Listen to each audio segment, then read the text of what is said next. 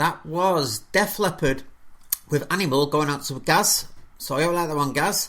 And now, Simon, we're moving on to something close to your heart. Yeah, I love this sort of music. I love this band. Well, I'll just give you a brief insight into the band, but also about what came from this song, because I was about 2-3 years later. Yeah. It exploded, didn't it? Yeah, this band. But this band were in the centre of it all. Now, New Order came from another band called Joy Division. Now, Joy Division had formed they were called a post-punk band. Yeah. And I think they formed in about 78, 79, and it was basically it was Stephen Morris on drums, Peter Hook on bass, Bernie Sumner guitars, keyboards, and Ian Curtis on lead vocals.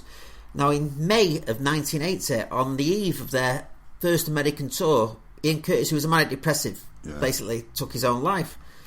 So the band basically, instead of splitting up, they acquired, is it Gillian, the keyboard player? They changed the tack slightly, it became more electronic, and they called themselves New Order. And in 1983 they released a song called Blue Monday, which to this day is the biggest selling 12-inch single of all time. It sold 1 million.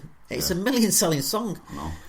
In 87 they'd had a few other hits, nothing major, but in 87 they came back with this song, and this song had an amazing video filmed in the Hacienda Club. Yeah. And now I mention that with Sam because the Hacienda was the centre of a branch of music which was called Manchester, which was starting to come through ever so slowly. And in 89 it just shot from nowhere. You had bands, all these Manchester bands coming through, and they all say that the Hacienda Club, which was owned by New Order and Tony Wilson, was the centre of it. It was the it really was. So this was a huge hit in the UK. It's a top 5 song in the UK, and it was a top 5 song in America. So it really broke New Order in America. And I remember I was in America in 1990, and in every club and pub you went in, they were playing this, and they were also playing Blue Monday. It's really, really, it's like, wow, these are from where I'm, from my city. Yeah. From Broughton, aren't they? Yeah. Up in Sumner. Bernie Sumner, yeah. And you just said Stephen Morris is from Tootle Drive. Yeah. I think the girl's from Macclesfield, isn't she? Yeah. Gillian. I'm sure she is. What's it was from Macclesfield as well, Ian Curtis. Ian Curtis was from Macclesfield, yeah. So 3 out of 4 ain't bad coming from Salford, is it? So this is a great track, really great track, and I'd like to dedicate this to Stuart, my boss, who's a huge fan of this band. He's told me loads of stuff about them. So this is True Faith by New Order.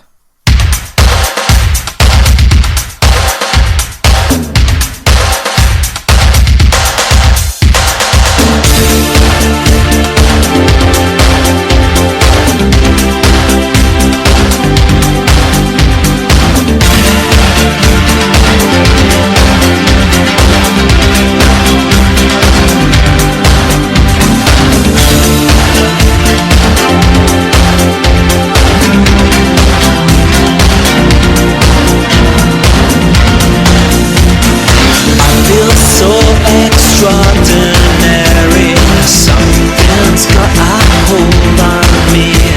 I get this feeling I'm in motion, a certain sense of liberty.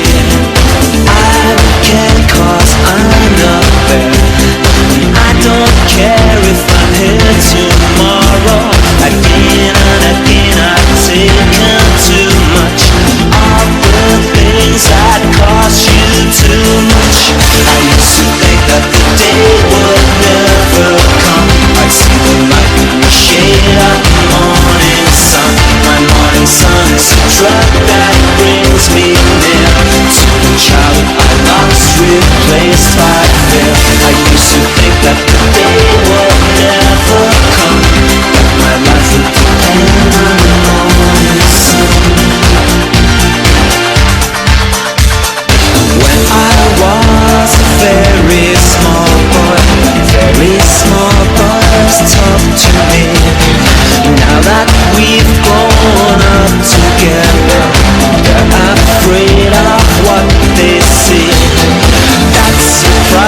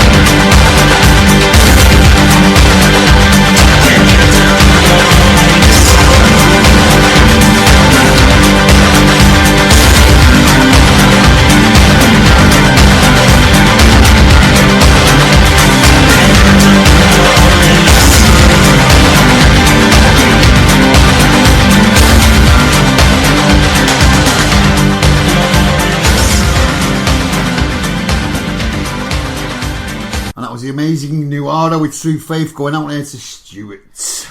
Got one of my favourites coming up now, Stevie Nicks. All right, yeah, well, in 87, Fleetwood Mac, by this time, I think I mentioned when I did 77, the original English blues band had changed dramatically. There was only Mick Fleetwood and John McVie left out of the band.